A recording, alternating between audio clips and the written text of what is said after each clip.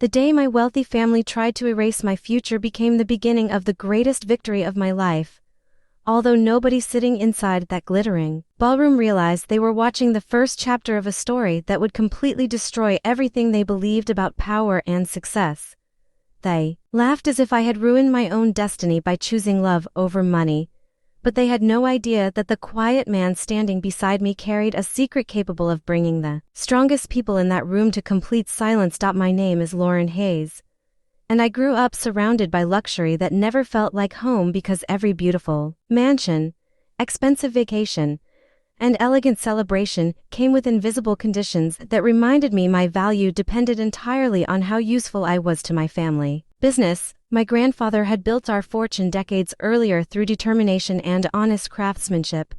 But after he passed away, my father transformed that legacy into a cold empire where every relationship became another business transaction waiting to be negotiated. My father, Victor Hayes, owned a nationwide collection of luxury mountain lodges and exclusive private retreats that attracted celebrities, politicians, and billionaires from around the world, giving him a reputation as one of the most influential developers in the country.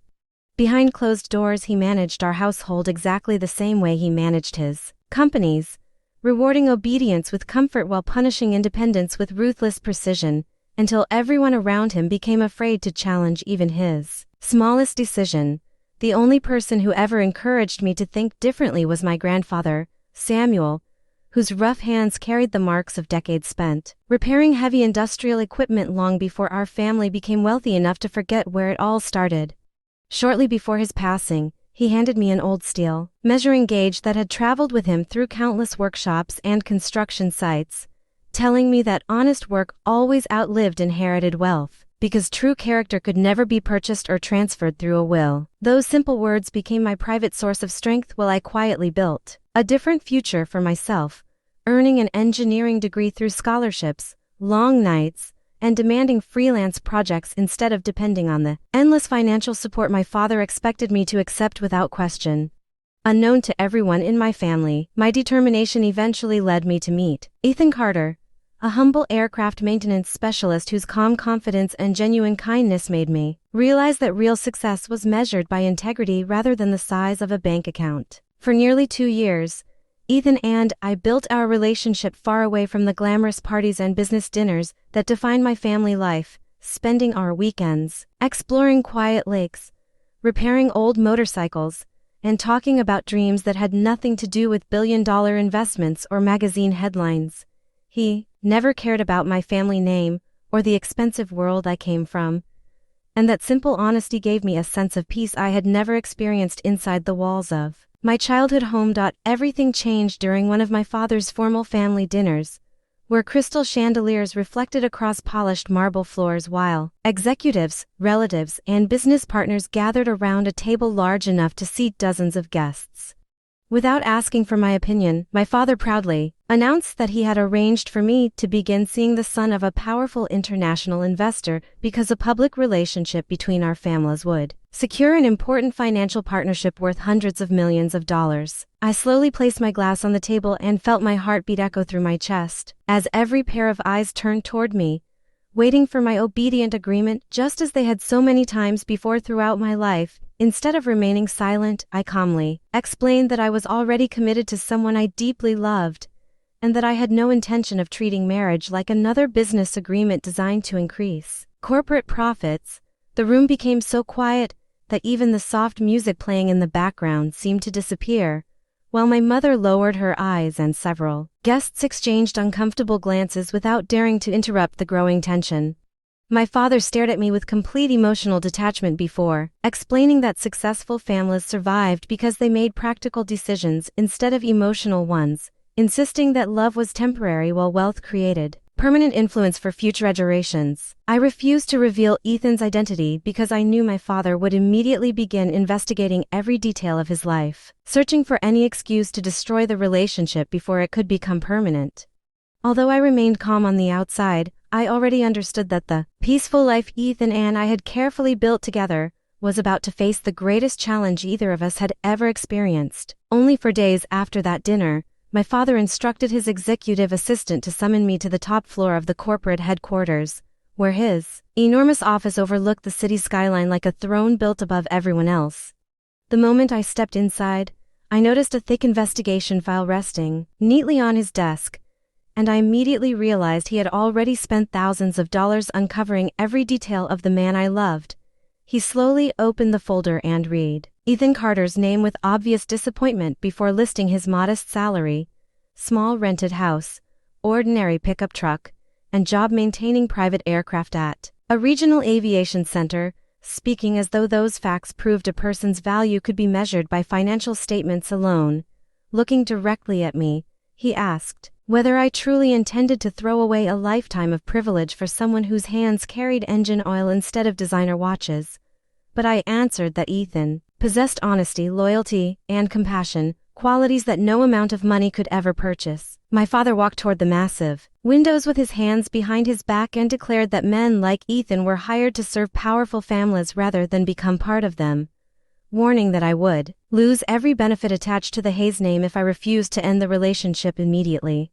I quietly accepted his threat without showing fear because I had already spent years preparing to stand on my own, and I knew that independence was worth far more than an inheritance controlled by endless conditions.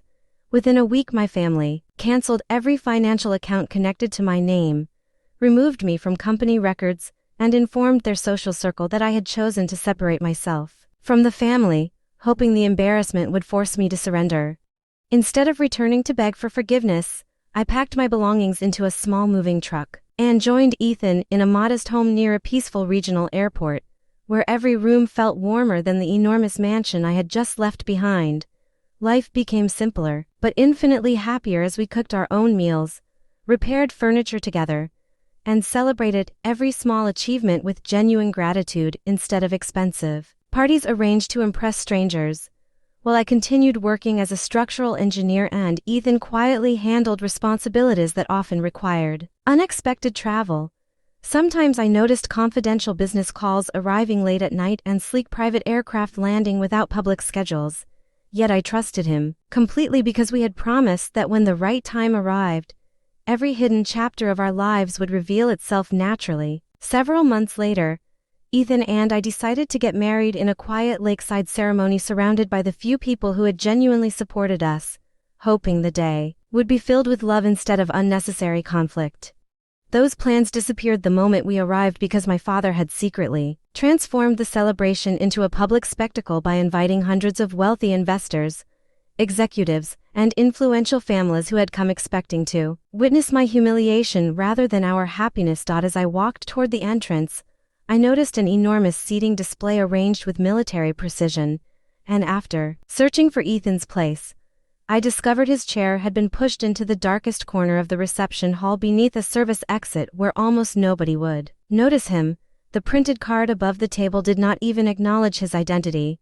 reducing him to a meaningless guest while dozens of important business figures occupied the front rows reserved for people my father considered worthy of respect. When the reception speeches began, my father confidently stepped onto the stage and announced that I was no longer part of the Hayes family because I had chosen a man he believed would forever stain the reputation that generations had worked to build. Before anyone could react, Ethan calmly stood from his chair, walked to the center of the room, looked directly at my father with complete confidence,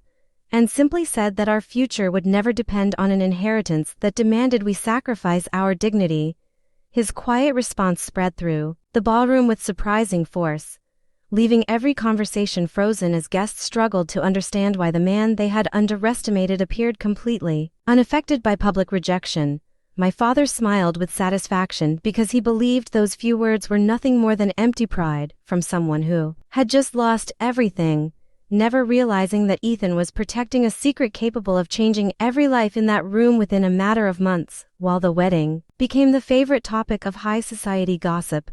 my father focused all his attention on completing the grand opening of his most ambitious luxury destination, an extraordinary waterfront resort designed to attract the richest travelers from across the world.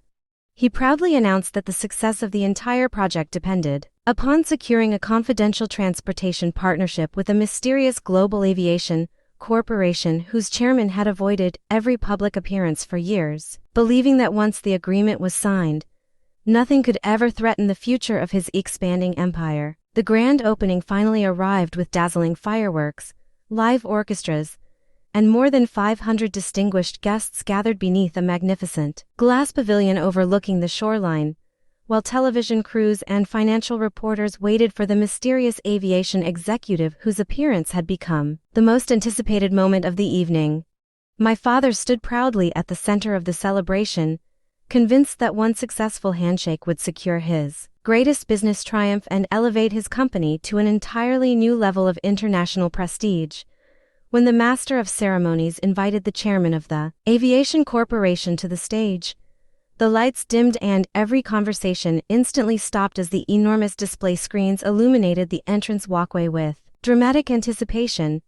I felt Ethan gently squeeze my hand before releasing it with a reassuring smile. Then he calmly walked toward the stage while the crowd watched in complete disbelief, and I saw every bit of confidence disappear from my father's face as he realized the humble mechanic he had publicly mocked was the respected leader whose approval his empire desperately needed. My father hurried forward with an embarrassed smile and stretched out his hand, pretending he had always admired Ethan and insisting that misunderstandings should never interfere with great business opportunities. But Ethan politely refused the handshake in front of everyone. He explained that months earlier he had already rejected the partnership because he refused to build long-term relationships with executives who measured human worth by wealth instead of character, and the silence that followed was louder than any applause filling the enormous pavilion. I stepped beside Ethan and removed the old steel measuring gauge my grandfather had entrusted to me years before, raising it high enough for everyone to see while reminding my father that our family fortune had been created by a hardworking craftsman who believed integrity was the strongest foundation any person could ever build. I calmly explained that I had never depended on his inheritance because I had earned my own engineering career, helped design several critical structural systems for projects across the region, and built a meaningful life beside a man whose honesty made him richer than anyone chasing power through fear and manipulation. Months later, my father quietly visited our small home without security guards, expensive cars, or powerful executives surrounding him, and for the first time in my life he apologized, without expecting anything in return. While I realized that forgiveness could begin only after genuine humility replaced pride and control. Please subscribe to our channel and share this video with your friends and family. We create entertaining and inspiring stories for our viewers, and your support helps us continue making great content for